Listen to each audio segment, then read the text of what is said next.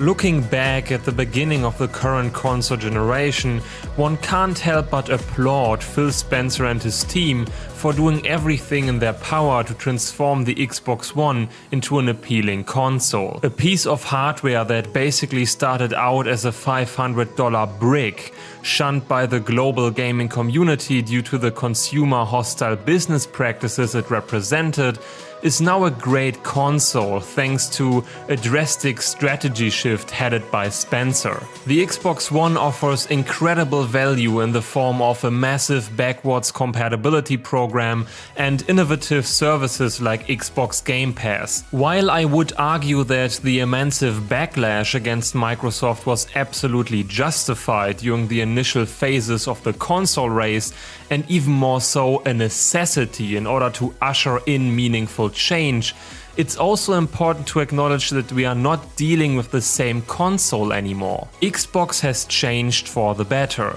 That said, even the most die-hard Xbox fan must admit that there's one particular problem that remains to be solved. Xbox is missing meaningful AAA exclusives. That is not to say games like Sea of Thieves, State of Decay 2 and Crackdown 3 aren't enjoyable titles created by talented developers.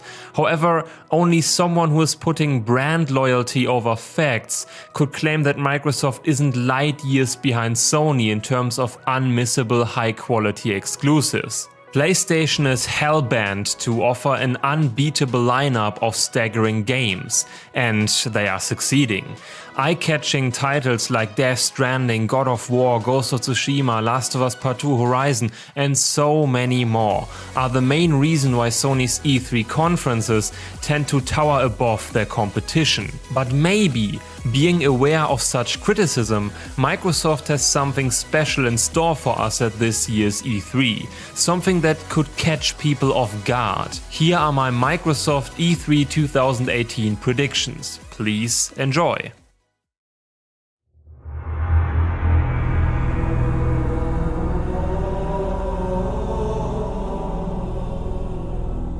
Bonnie Ross once expressed her desire to ensure that the Halo franchise will last another 3 decades. If it were up to Microsoft, we'd still be playing Halo in 2037. Halo always was and still is synonymous with Xbox. Since the Xbox One exclusive lineup looks fairly sparse in direct comparison to Sony, a fall release window for Halo 6 would be a welcome surprise. But it's questionable if Halo 6 is ready for a 2018 release date. Regardless of a 2018 or 2019 release, Xbox fans deserve to know what the future holds in terms of noteworthy AAA exclusives. I'm confident that Halo 6 is an integral part of Microsoft's showcase.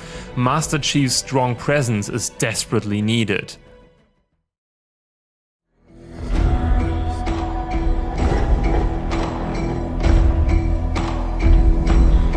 A new year, a new Forza. Do I have to say more? You have to admire Turn 10 Studios and Playground Games for releasing a polished and high-quality racing game every year. The only thing worth criticizing is the fact that Forza is a well-oiled but also predictable and unsurprising machinery. I'm sure racing fans are thrilled by the prospect of a new Forza game. At the same time, it's not really a game that makes Microsoft's E3 conference stand out because we all know exactly what we are going to see. Then again, never change a running system. Besides, I've no interest in racing games whatsoever, so I'm certainly not the best person to make any final judgments here.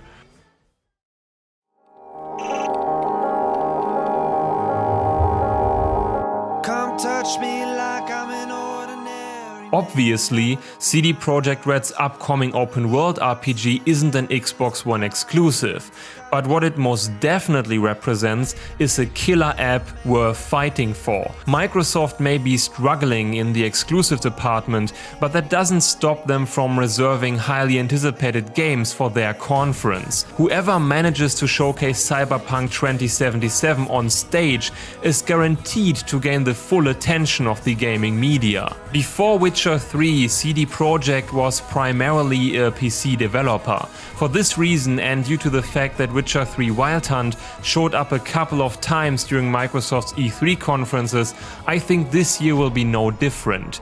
If my assumption turns out to be correct, Microsoft added a huge reason to be more than excited about their E3 showcase.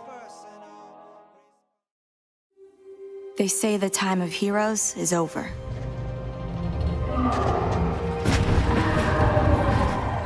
To home in on the point I just made, even if Microsoft is lacking meaningful big-name exclusives, E3 is a show above everything else. Therefore, the representation of outstanding third-party games can add a lot to support the overall quality of an E3 conference. Insomniac's PS4 exclusive Spider-Man is assured to celebrate a glorious return before its release in summer. To believe Microsoft negotiated full exclusivity for Avengers appears overly optimistic. Square Enix made a timed exclusivity deal with Microsoft before. In Rise of the Tomb Raider's case, being restricted to Xbox for a year ultimately hurt the game more than it helped. There are certain economic realities, PlayStation sales being ahead of Xbox sales by more than 2-1 is one of them.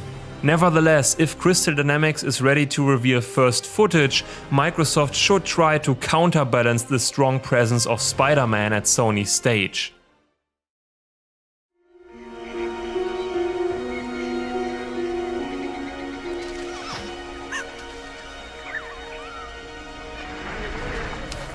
Ori and the Blind Forest probably is one of the greatest examples of the artistic potential of the video game medium. Moon Studios' gorgeous Metroidvania platformer stands out from Microsoft's usual fixation on space marines with big guns. Judging by the trailer, Will of the Wisps promises to deliver the same mesmerizing beauty in art design and music that made the first game so unique.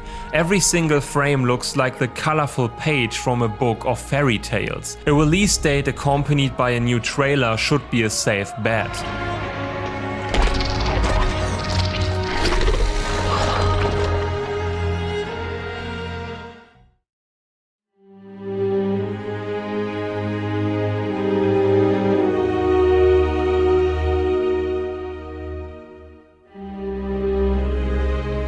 Square Enix confirmed that a new Tomb Raider is currently in development and is planned to release this year. I don't believe Shadow of the Tomb Raider, to use the title coined by leaks, will follow the same timed exclusivity deal of its predecessor. The timed exclusivity of Rise of the Tomb Raider was met with a lot of backlash, and it's questionable if the deal worked out in the game's favor. So to see Tomb Raider return during a Microsoft press conference without the same exclusivity deal might be a little bit awkward, yet I nonetheless think it's the most likely scenario. Disregarding the business plan of Shadow of the Tomb Raider, as a massive action-adventure fan, I'm just really stoked to see where the next adventure takes us.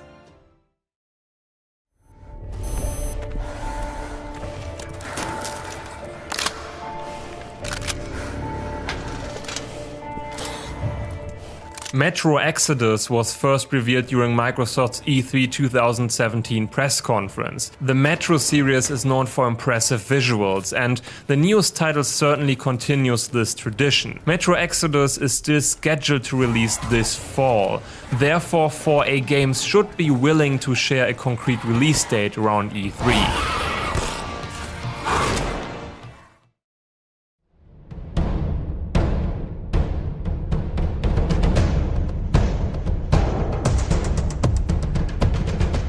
Halo 5 Guardians was released 1 year before Gears of War 4, which leads to the logical conclusion that Halo 6 is going to see the light of day before Gears of War 5. The problem is, we don't even know when Halo 6 is going to be released. This year will be revolving around Halo 6 in all likelihood, but that doesn't mean a brief look at Gears of War 5 is out of the question. I think we are going to see a little teaser, pretty much just there to confirm that the game is coming. Again, fans are being vocal about a lack of AAA exclusives. Microsoft should use this E3 to reassure the Xbox community that the future is full of great first-party exclusives.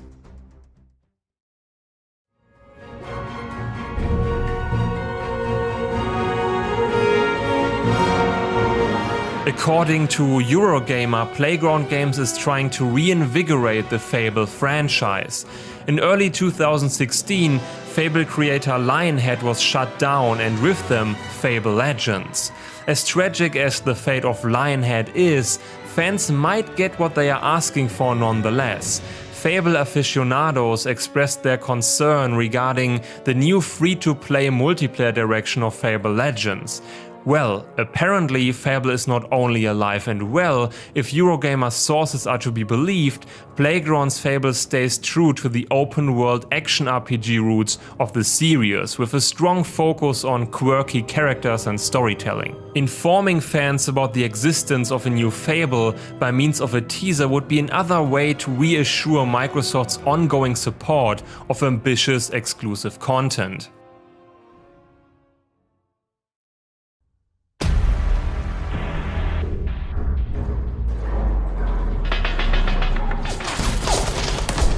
Even if Microsoft's E3 conference features Halo 6, Gears of War 5 and a new Fable, Sony is still miles ahead in terms of AAA exclusives. One way to close the gap is the strategic acquisition of studios. Recent rumors even go as far to say Microsoft intends to buy video game giants like EA. I'm sure they are intending to do that. The real question is, why would EA play along? Losing the potential money of 75 million PS4 players doesn't sound like a solid plan. If you ask me, this particular rumor is nothing but a giant pile of dogshit. But that doesn't mean Microsoft couldn't acquire smaller companies like Bluehole Games, for example. PUBG is massively successful, and locking its player base to Microsoft platforms seems like a smart business decision. Ultimately, I don't know anything more than you do. So much for my Microsoft E3 predictions. There are plenty of potential rumors and games I haven't mentioned. Xbox is in an interesting position, and I'm eager to see what the future holds. Let's not forget that Microsoft had great E3 conferences in the last few years. Unfortunately, they tend to be overshadowed by Sony a day later. Maybe this year is gonna be different. Please share your thoughts and predictions in the comments section, and subscribe to my channel if you are interested in further prediction videos.